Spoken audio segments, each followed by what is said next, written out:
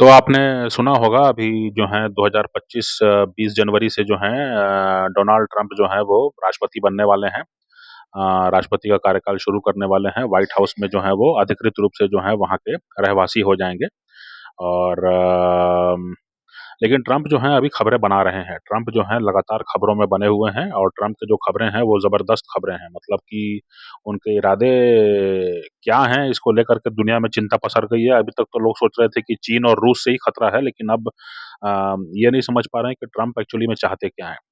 Trump ने जो है कई बार पहले तो लगा कि मजाक कर रहे हैं, लेकिन 2-3 बार इस बात को कह दिया है कि अगर कनाडा जो है वो हमारे $100 बिलियन के बिना नहीं रह सकता है, तो बेहतर होगा कि वो अमेरिका में शामिल हो जाए और अमेरिका का 51वां राज्य बन जाए, है ना? तो ये बार-बार जो है वो कह रहे हैं, तो इसलिए जो है एक 1-2 बार तो लगा कि मजाक कर रहे होंगे, लेकिन उसके बाद में 2-3 बार जब बात को कहा तो फिर कनाडा में भी प्रतिक्रिया हुई। उन्होंने कहा कि भई हम तो अलग राज्य हैं, हम अलग अलग देश हैं और हमारे आपके संबंध बहुत अच्छे हैं, फिर पता नहीं क्यों इस तरह की बातें हो रही हैं। उसके बाद कनाडा पर जो है 25% का टैरिफ लगाने की बात तो उन्होंने कही ही है, तो इसका मतलब है कि चुनावी साल में जस्टिन ट्रूडो के लिए मुश्किलें बढ़ी हुई हैं। इसके बारे में तो पहले भी हम लोग बात कर चुके हैं।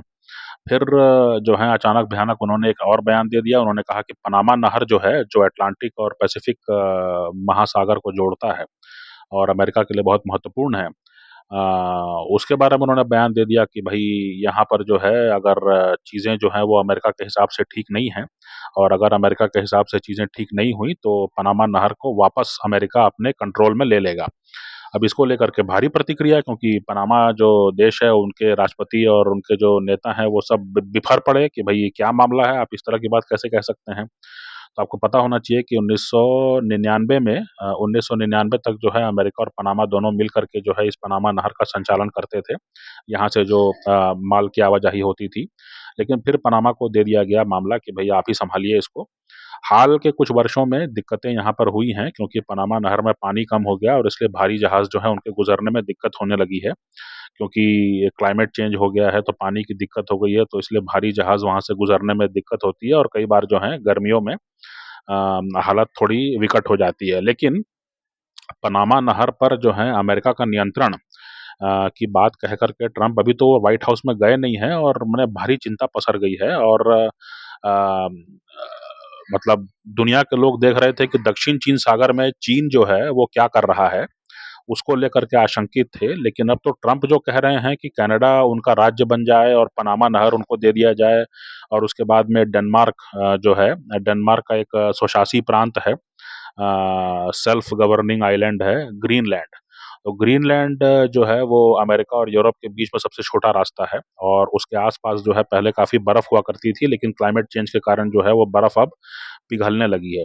तो वहाँ पर जहाज़ की आवाजाही जो है वो काफ़ी आसान हो गई है और वहाँ पर जो है कई जो रेयर अर्थ मिनरल्स हैं जो कि आपका जो कई प्रकार के उद्योगों में काम आने वाले मिनरल्स हैं, वो भी वहाँ पर बड़े पैमाने पर हैं।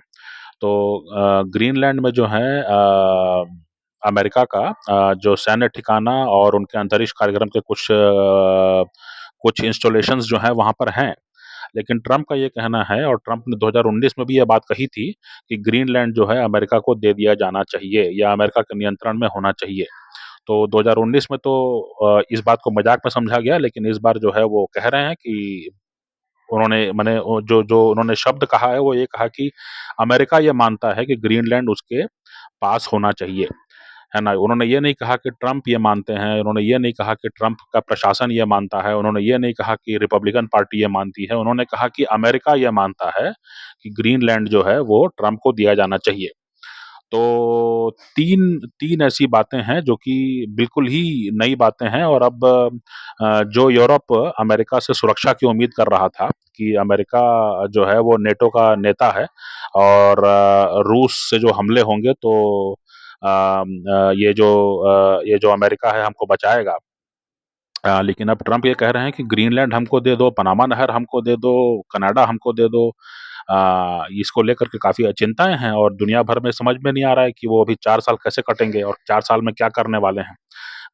आपको पता होना चाहिए कि पिछले कार्यकाल में भी जो है ट्रंप ने जो है बहुत ही गजब के फैसले लिए थे। उसमें से एक फैसला ये था कि पूरे का पूरा यरूशलेम जो है, यरूशलेम के बारे में एक सहमति ये थी कि आधा यरूशलेम जो है वो इज़राइल के पास रहेगा और आधा यरूशलेम जो है वो फ़िलिस्तीन के पास रहेगा। लेकिन पिछले कार्यकाल में ट्रंप ने यरूशलेम को जो है वो इज़राइल की राजधानी घोषित कर दिया और अपना दूतावास, जो अमेरिका का दूतावास है, उसको वहाँ पर शिफ्ट कर दिया।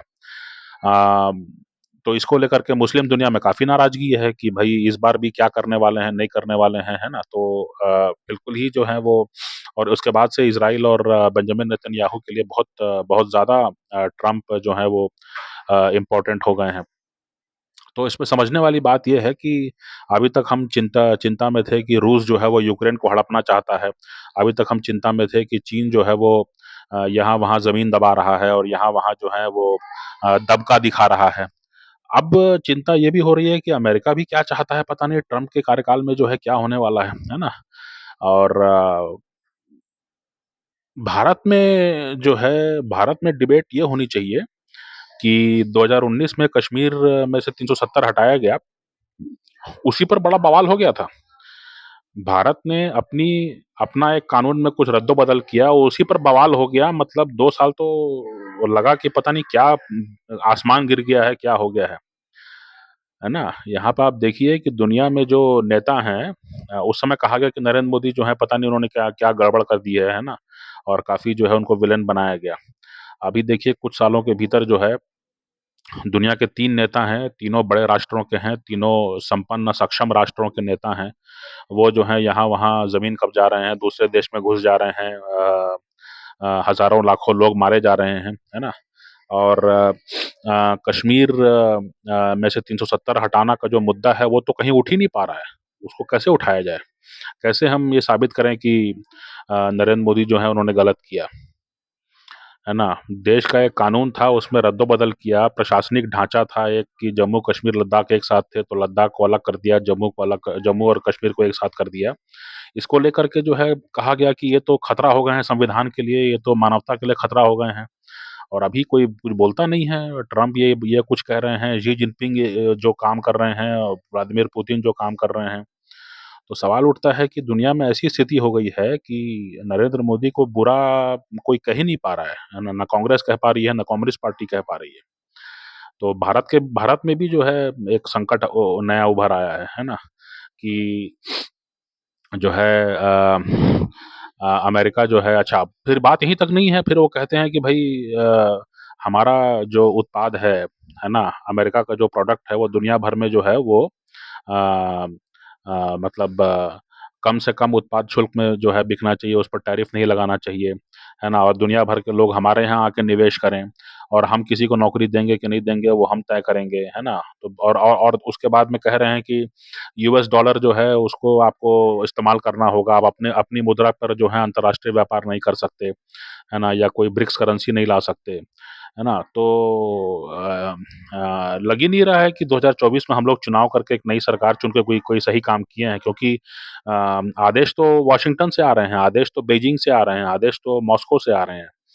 तो दिल्ली में जो सरकार है वो क्या करेगी, है ना? या बाकी भी देशों में जो चुनाव हुए, 2024 में बहुत देशों में चुनाव हुए हैं। तो ये जो चुनाव हुए हैं, ये चुनाव क्यों हुए हैं? अगर हमको सरकार चुननी थी और आदेश हमको ट्रंप देंगे, तो फिर सवाल उठता है कि ये किस तरह की दुनिया है, कितना लोकतांत्रिक दुनिया है ना? तो ये सब जो है मसले हैं और आप देख सकते हैं कि जो है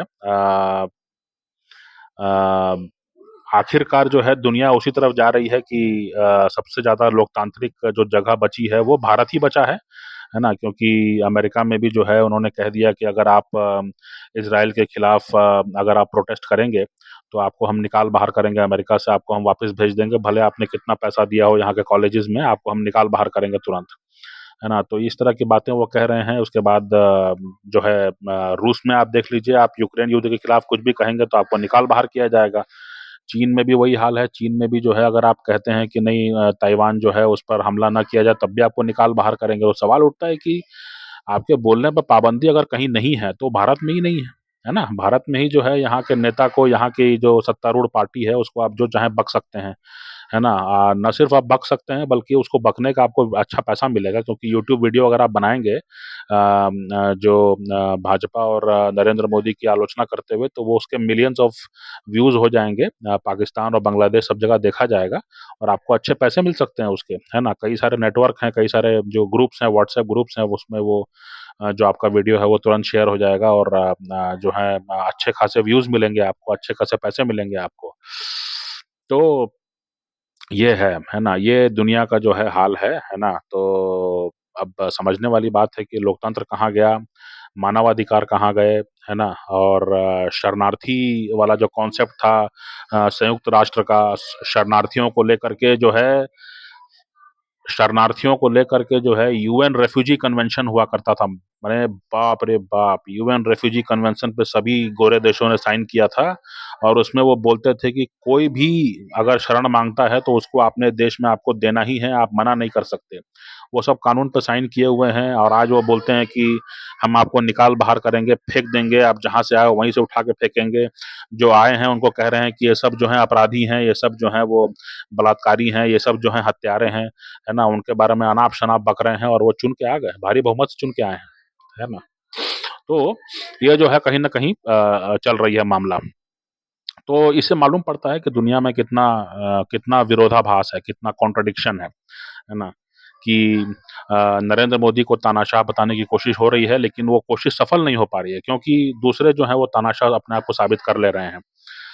नरेंद्र मोदी को जो है अलोकतांत्रिक बताने की कोशिश हो रही है, लेकिन वो भी सफल नहीं हो पा रही है क्योंकि दूसरे लोग जो हैं वो करके दिखा रहे हैं कि अलोकतांत्रिक तो वही हैं, है ना? ये एक मामला है। उसके बाद और मज़े की बात बताता हूँ आपको।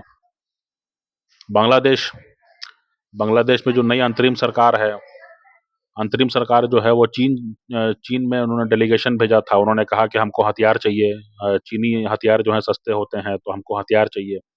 है ना? लेकिन जहाँ तक खाने-पीने की बात है तो चावल और प्याज़ जो है उनको भारत से चाहिए, है ना? तो भारत सरकार जो है उनको भात देगी, वो भात खा कर के वो चीनी हथियार हम पर चलाएँगे, है ना? ये भी अपने आप में मज़ाक है और क्या कहेंगे आप? माने कोई व्यक्तिगत तौर पे कहेगा कि आपके घर में खाना खा कर के और फिर मैं बाहर निकल के हथियार आप पर तान दूँगा, तो कितना बड़ा मज़ाक होगा। लेकिन अंतर्राष्ट्रीय और राष्ट्रीय स्तर पर जो है इतने बड़े मज़ाक चल रहे हैं और ये सामान्य है, ये वाइडली रिपोर्टेड है। वो चावल 50,000 टन जो हैं, वो भारत से जो है खरीदने की उन्होंने आवेदन दिया है कि हमको चावल भिजवाइए, है ना? और उधर जो है एक डेलीगेशन भेज दिया चीन और चाइना कि आप हमको हथियार भेजिए। तो हथियार किस पे चलाना चाहते हो आप? भारत पर ही चलाओ ना।